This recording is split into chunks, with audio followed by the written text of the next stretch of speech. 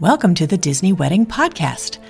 This show is brought to you by Carrie Hayward's Fairy Tale Weddings Guide, the only guidebook and bridal organizer tailored exclusively to Disney's fairy tale weddings at Walt Disney World. I'm Carrie Hayward, and each week I feature Disney wedding updates, money-saving tips, and interviews with wedding vendors and real Disney couples. I also cover honeymoons, anniversaries, and engagements at the Disney parks and resorts. Join me now as the Disney Wedding Podcast celebrates romance at Disney destinations.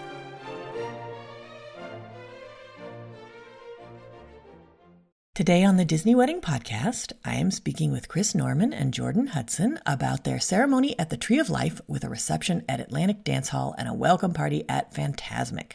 I thought you guys would be interested to hear how they chose all these locations and how they planned everything and how it all turned out. So welcome, Jordyn and Chris. Hello. Hi. Thanks so much for being on the show today. I always like to start at the very beginning and find out how the two of you decided that you wanted to have your wedding at Disney.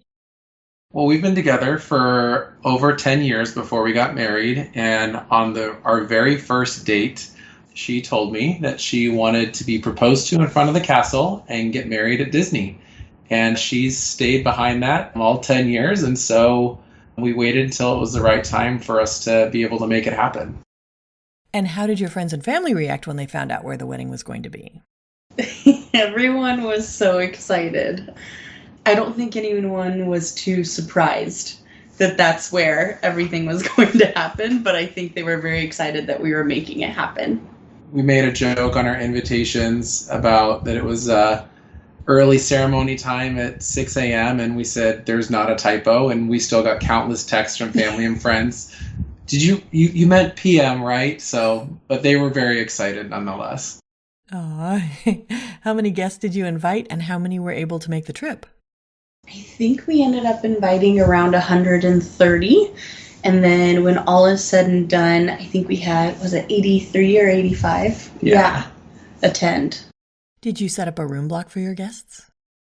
We did. We actually really loved the room block process, and we thought it was so important to have our family and friends, many who had never been to Disney before, to be on property because it makes it easier and it's part of the experience too. Which resorts did you choose? We went with Pop Century, Caribbean Beach, and the BoardWalk. We love the Skyliner, and so that was a really big push when we decided to figure out which resorts we wanted to go with for them. Got it. And now, how did you guys choose the day of the week and time of day for your wedding? I know Tree of Life is a little bit restrictive about time of day. Yeah, I feel like we were doing our best to try to choose the lesser of all the evils, if that makes sense. We knew about 95% of our guests were going to be traveling and not on East Coast time. And so making it be the Monday morning wedding, we thought people could still work on Friday if they wanted to, travel in on Saturday and kind of start adjusting, be there for Sunday's Fantasmic show.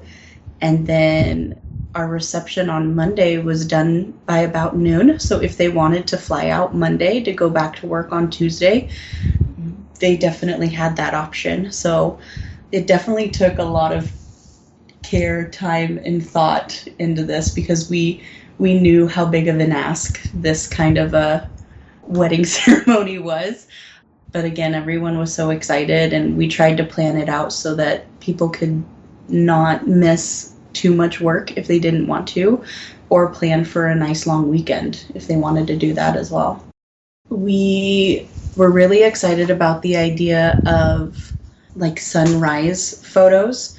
So having an early morning ceremony, we knew we would have some pretty beautiful lighting with the tree when it was still dark out. And as the ceremony went on, the sun would be rising and we would also get some daytime photos as well. So it was kind of best of both worlds. That's wonderful. Then how did you guys choose the ceremony and reception venues? So we planned a trip about a year before because we had downloaded your guide and we're really looking through and looking at everything and seeing pictures. And we said, you know what? We need to go and look at a couple of these. And we were between Tree of Life or Tower of Terror for our ceremony. And then for the reception venues, it was either reutilizing Tower of Terror, Atlantic Dance Hall, or the Rotunda in the American Adventure Pavilion. And we hadn't seen a lot of those in person before. Actually, I think the only one we had ever seen was Tower of Terror. So we booked a trip and we went out, and it was just kind of our own little planning trip. And it was really great to see them all. Some were bigger than we expected. Some were much smaller. And then after, with our initial planner kind of going back and forth, we just sat down one night and we're just like, you know what? This is kind of what we originally thought about and wanted from the beginning. Why do we even suggest these other ones? So we picked the Tree because it's our favorite park at Disney World, and we just love the Tree of Life. And then for the reception, it was just such a classic venue that didn't need a lot of extra decor or anything else added to it, and it kind of stood for itself. And we loved that it was on the BoardWalk, and it really fit together nicely. And as soon as we made the decision, we never looked back. That's wonderful. Did you guys use any outside vendors for the portions of your event that you were able to?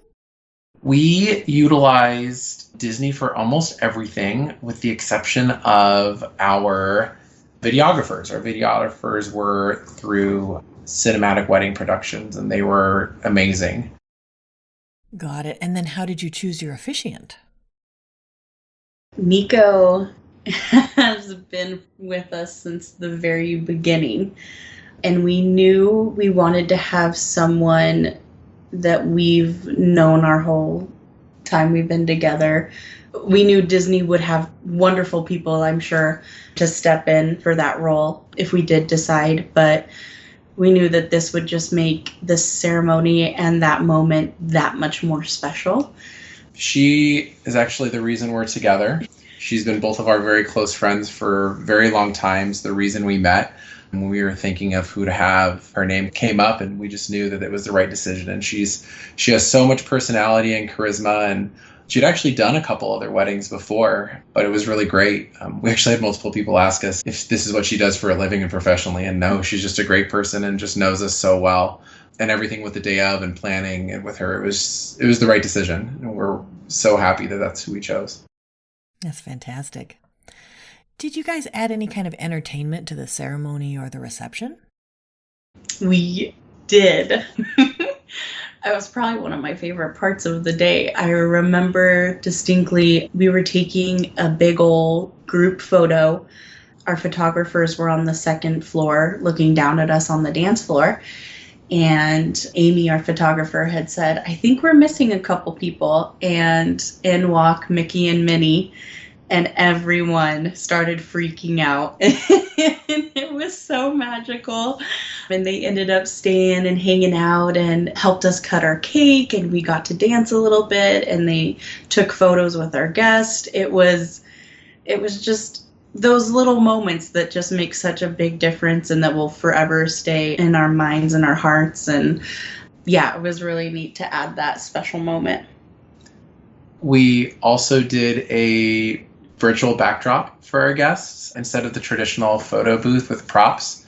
It's kind of like a green screen-esque sort of thing, but it was so cool because the package that they were able to do for us, any photos that our guests took with it, they got to take home a 4x6. Actually, it might have been a little bit bigger, but they got a take-home photo right there on the spot. So no waiting for digitals.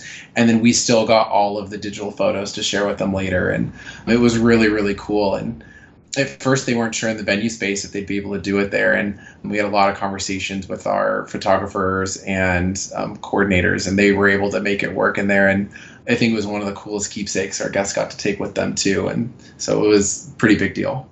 That's cool. I know that they have those sometimes at the menu tastings when people go. Are you able to choose the backdrop? Like, do the guests choose what the backdrop's going to be, or how does that work? Yeah, so we had quite a few options they were able to choose from, maybe like 5 or 6, and most of them were like different like each park. They could act like they were in front of the beautiful spaceship Earth at Epcot and the Tree of Life and, of course, Cinderella's castle and that sort of thing. But then they also made a special one that had our names and the date on it for the wedding that they could choose as well. And they could take as many photos as they want. They were printing them out like crazy, and some of them tried every single backdrop, which was really, really great. I'm just so happy our guests took advantage of that because we thought it was going to be really cool too. So it was kind of nice to know that our guests enjoyed it as well. That's wonderful. Do you have any menu items or cake flavors that you would recommend? The food was really important to us. We actually liked to attend the Food and Wine Festival at California Adventure in Anaheim. And there were these Gruyere. I think it was like a pork beef tenderloin Gruyere slider. Oh my gosh, we dreamed about these. They ended up having them 2 years in a row, which is pretty rare for Food and Wine. They keep the same thing, and they were so good. And we ended up sending them over to our planner, and she got with the catering team, and they were able to do a look-alike. And oh my gosh, it was so good. We got to sit down with one of the head chefs when we went over to do our menu tasting, and we described the sliders, and he took very detailed notes, and I'm sure he went back with the California team and asked them more questions, because when they showed up at our reception, we were like, yep, this is it. They did it. They nailed it. So that was really, really neat, and just like a special little touch. And then at the dessert party, I remember I loved the Dole Whip tarts, and you love the Mickey waffle whoopie pies that we tried at the menu tasting. Gosh, those are so delicious. I wish I could just order those and have them shipped to our house. You know what's funny is Jordyn's a pastry chef, and I think everybody just had these grand hopes that she was going to have this crazy, elaborate cake with all these wild flavors, and we actually kept it really simple. Was it a marble cake with strawberries? And then there was two. You had another flavor. And then we had an almond cake with an almond crunch mousse, and that one knocked your socks off. So it was all about what was inside the cake that mattered. But the cake itself turned out so beautiful. We actually ended up using a Mickey and Minnie Christmas ornament as our topper since we were getting married the first week of December. We thought it was really fitting. But yeah, the food was very important to us, and we feel like all around with all the events, the team just nailed it. That's so great to hear. Speaking of Mickey and Minnie, did you guys choose special outfits for them? You know, they sent a list of selections, and we had seen their previous Christmas outfits, and we said, hey, if we're able to get this year's Christmas outfit or something kind of holiday, that would be really great. And we'd made a couple other selections on there too, and they said, okay, we think we have a good option. And the outfits that they came out in, we had never seen them in these outfits before, and still to this day I've never seen anybody else with photos in them. How would you even describe it? It was like red and gold. It was very like classic Christmas, but you're right, it stayed in like the red and gold and white kind of color scheme. But I feel like with the venue we were at Atlantic Dance Hall and just our colors we had there, it just was so beyond perfect. I just was so impressed by what they chose. That's awesome. Can you tell my listeners a bit about your welcome party at Fantasmic? We, from the get-go, went back and forth a lot about what we were going to do for a rehearsal dinner, and kind of came up with this crazy idea that we weren't going to do a traditional rehearsal dinner, and we wanted to give people a parks experience. And I know they were getting it with the Tree of Life, but we love Fantasmic. And we started looking at that as the dessert party option, and it was really cool. We all met at the front entrance of Hollywood Studios, got like a private escort in through everybody, and everybody was dressed up in different Disney gear in our group, which was fun. And we had this cool patio up top overlooking it. I think one of the funniest parts was there had been rain on the forecast all day. And about 10 minutes into our dessert party starting, it started to rain. And it was drizzling at first, and then it really came down. But it was so fun because all of the team that was there, they brought out ponchos, and every one of our guests got a Disney poncho, which we laughed that Disney doesn't give anything away for free, but everybody got a free poncho. And it was great. And everybody, it just made for such cool photos and such a memorable kind of evening with everybody. And then our photographers, they were pushing so much like, oh, we can't use the flash during the show, but we really wanted those silhouette photos. And it was just a really cool experience. And I think it was the right decision for us.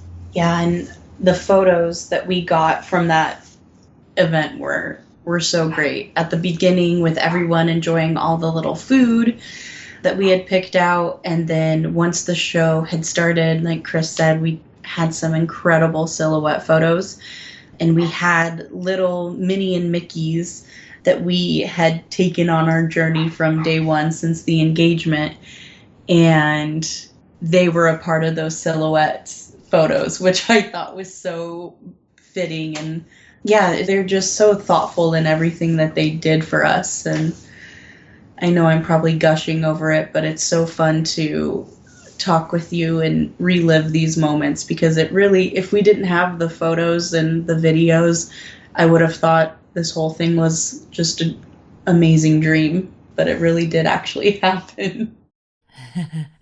That's wonderful. Can you give my listeners a timeline of how the wedding day ran? So, my hair and makeup team showed up at our suite at 1 a.m. I did have 6 bridesmaids, plus my aunt and my new soon-to-be mother-in-laws, now mother-in-laws, and my mom. So we had a lot of girls getting their hair and makeup done, but that just made the morning that much more special. And then Amy showed up closer to 4, our photographer, and just started taking some lovely photos of everything and everyone getting ready. And then we had to be out the door by 4:30 and heading to the Tree of Life. And what time did you and the boys have to get up and get ready? We met our videographers probably because it was kind of easy for us. We just got ready on our own, and then we met in the lobby at Pop Century, but our videographer showed up, I think 3:45, and we did some shots in there, kind of got everybody together. And then our pickup to leave for the Tree of Life was at 4:20 in the morning. And I think we pulled up to the tree at about 4:40, 4:45, and it was a little misty, a little foggy outside. But to walk in and be the only people walking through the park was just so cool. So the guys got there first, and we did all of our photos. And they weren't quick, but we kind of did our best to take in all the moments. And then they took me away and hid me away so I didn't see Jordyn as she got there. And then, well, the girls showed up first, I think, because they had a van, and Jordyn had a specialty vehicle that she came in. And I'll let you take over with what happened for you. Yeah, so then me and my girls took some lovely photos in front of the tree. And once we heard the guest bus was pulling up, they hid me away. And just after 6 a.m. was when the ceremony had started. They were very good at trying to stay right on schedule with everything, which was great because obviously we didn't want to still be hanging out when the park opened up. But once the ceremony wrapped, probably at 6:30, I would assume, we were able to take more photos, but with all of the family photos in front of the tree. And Amy did such a great job of coordinating that and being like, okay, you go here, okay, this family here. It had a good flow to it. And once we were done with photos, the whole family and friends were escorted out the front entrance of Animal Kingdom, and Chris and I got to take the specialty vehicle backstage to leave. So that was kind of neat. But later on, our family and friends told us that everyone was waiting for him and I to walk out after them in front, all the guests that were about to walk into Animal Kingdom. And they just kept looking for us. So that was kind of silly. And I felt bad that we weren't there to greet them. But and then, yeah, we got to Atlantic Dance Hall probably just before 8 when everything was said and done. And they drove us all the way up onto the BoardWalk, which was so neat. So we were waving to all the guests that were getting ready to go. I assume head over to Epcot or the Skyliner to go where they wanted to go. And then everyone got into Atlantic Dance Hall probably just after 8. We did like a pre-meal on the second floor where everyone filed into at first, while we were getting the last little things set up on the main dance floor area. And then everyone was asked to find their seats on the first floor while Chris and I were escorted to the second floor. And then the DJ announced our whole bridal group. And then they announced us, and we all came down the staircase. It was so, so neat. I think right after introductions, I think everybody got seated. We did our first dance right off the bat, which was really nice. And then we did the father-daughter dance and the mother-son dance. And then after that, we had brunch, and it was so good. We were both so hungry. Everybody got to mix and mingle. They had some drinks, and took enough time to enjoy that. And then we did the speeches. After the speeches were done is when we did our group photo, and Mickey and Minnie showed up after that.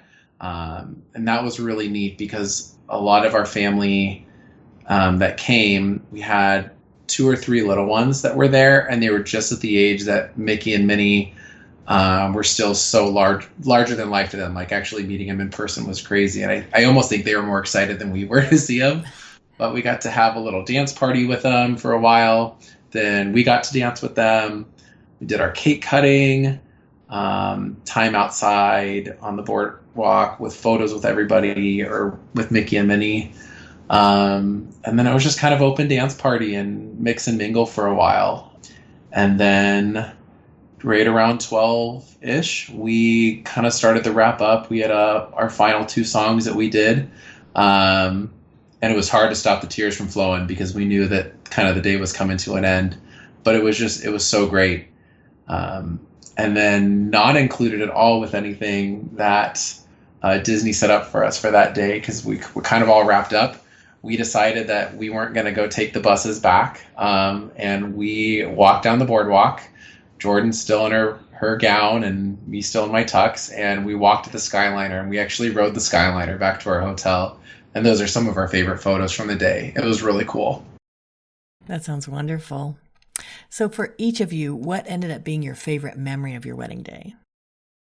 Mine would definitely have to be the drive to Animal Kingdom after I got all dolled up, because my dad drove with me, and he just held my hand the whole time, and he was so excited for me. And I love my dad to death. He doesn't show emotion very often. He's just like a happy-go-lucky guy that goes with the flow, but he just kept saying, "George, this is so cool. I can't believe you're doing it." And I will never, ever forget that drive from the Riviera to Animal Kingdom with him. It was amazing. I think for me, my favorite part was in total just watching how happy Jordyn was to have what she had wanted for so long kind of coming to play. But maybe I'm cheating because I actually think when I really think to my favorite memory is more from the wedding week. But it's when we did our photo session in Magic Kingdom. And it was just the two of us, our photographers and our videographers, and an empty Magic Kingdom for us at 5 a.m. And it was incredible. And I loved that moment. And those are some of my favorite photos from the entire week. That's fantastic. When you guys were planning, what were some of the most important aspects of the event where you focused your attention or your budget?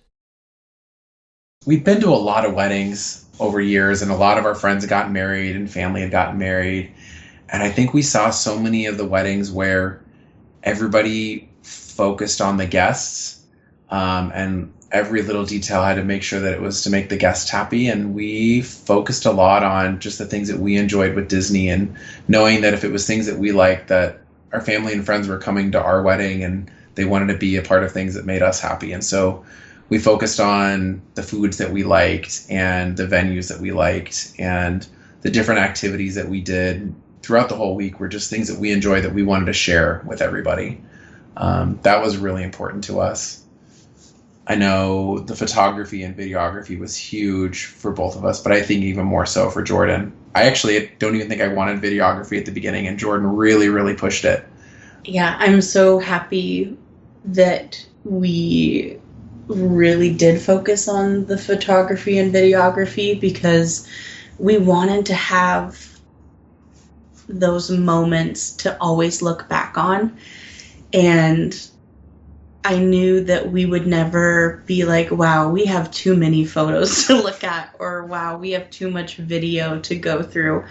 Because even now when we look back at it, it's like, oh my gosh, I didn't even, remember that. But now we have a photo of it, or it's a part of the video, and we'll just be able to cherish that forever and ever. So yeah, photography and videography were so, so huge in the planning process, for sure.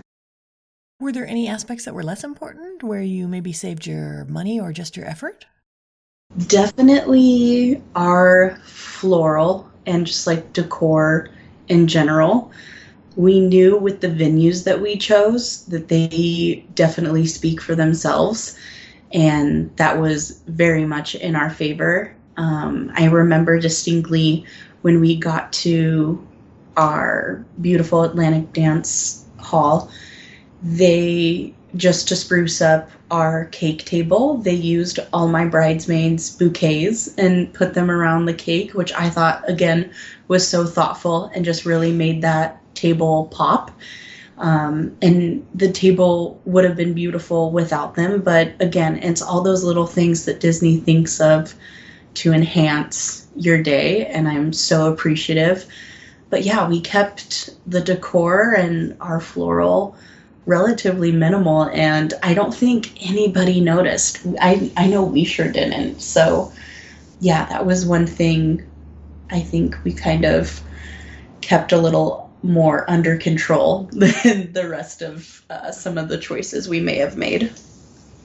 But I think, too, our coordinator was so good just from the beginning of getting to know us and what we liked and what we wanted, that there were some things that we had asked her about, and she was very blunt and we're like, we could definitely add that on, but you could spend your money better elsewhere. And there were things that were really cool, and now that we're all said and done, I look back and I'm like, man, I'm really glad we didn't add those things, and they were really good at getting to know us, too, to make it happen. That's wonderful to hear. Was there anything that went wrong or just didn't turn out like you expected? I have a funny story, which was something that went wrong, but it's only something to laugh at now, and I guess wasn't a huge deal. During our ceremony, Jordyn was reading her vows, and about 15 to 20 seconds in, the Animal Kingdom music turned on for the day. And and it's really funny because I work in parks and I know when things happen, like just what it takes to fix them. But we know we're on camera. We know there's video. We know everybody's watching us. And you could see everybody kind of looking around, and our crowd like looking to see what's going on. And I saw Jordyn kind of smile as she was talking, and I could see behind her 3 different event planners sprinting in different directions, trying to get to the room that controlled the sound for the park. And it was so funny. And it was probably only on for about 30 seconds. And we heard it in our video because we went and listened to the raw footage too. And it was so funny. And it wasn't a big deal. And I think it just added even more to the day. It definitely did. My heart was so happy when I heard that music play because I was like, this is why we chose this park. Like, we love the music when you walk in and all the different animal noises and all of that. So everyone else was kind of like, oh no. But in my heart, I was like, yes, this is great. This just like solidifies that we chose the right location for our ceremony. So maybe it wasn't particularly planned, but I'm kind of happy it happened. That's awesome. Was there anything that seemed like a big deal beforehand or you were worried about and then it turned out not to be a big deal? Oh man, Carrie, yes. This is going to sound so silly.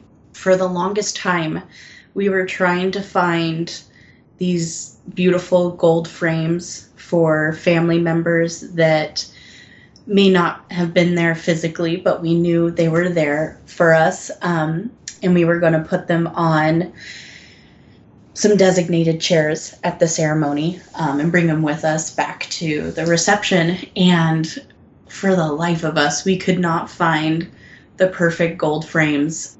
And looking back at it now, I know how silly I was acting because for some reason that was the only thing that I just felt defeated in trying to figure out, was finding these gold frames. And literally the week of, we were in Orlando just shopping around, and I finally found the right ones literally a few days before the actual event. And they're perfect and I love them, and it turned out, but now looking back at it, I'm like, oh my goodness, why was I freaking out about frames? Like, it just seems so silly now that was the thing that was like making or break the event for me at the time. I think Disney made it so easy for all other decisions that I think deep down I had to figure out a way to somewhat try to sabotage our day, I guess, because Disney never let us. So I was like, I'm going to make these frames a big deal. And I sure did, but we found the perfect frames and all was well in the end. But yeah, photo frames, they'll get you. Is there anything you guys would have done differently knowing what you know now? Honestly, no. I think we had our perfect wedding weekend. And I think everyone else genuinely enjoyed it too. Chris said it right. Like, we're really bad at being selfish. We're always trying to think of how to make everybody else happy and make sure they're having a good time. And so when it came to our wedding, I think that was something we almost promised each other, that whatever decisions we make for it, we make it for us and not for anybody else. And I think in doing so, we made such a perfect weekend for us to be happy that everybody else felt that same happiness. And I know that kind of sounds cheesy, but I really do think that's how we pulled it off. That's great advice. Well, Jordyn and Chris, I think you've offered a lot of great tips and advice for anyone who's interested in getting married or having a vow renewal at Walt Disney World, and I appreciate your taking the time. Thank you. Thank you so much. This was a blast. That's our show for today. I'm your host, Carrie Hayward, inviting you to join me again next week for another episode of the Disney Wedding Podcast. Past shows and tons of photos for each episode are available on my website, DisneyWeddingPodcast.com, or listen in your favorite podcast app. And for instant answers to all your Walt Disney World wedding questions, check out Carrie Hayward's Fairy Tale Weddings Guide, available as an interactive ebook with continual free updates at fairytaleweddingsguide.com.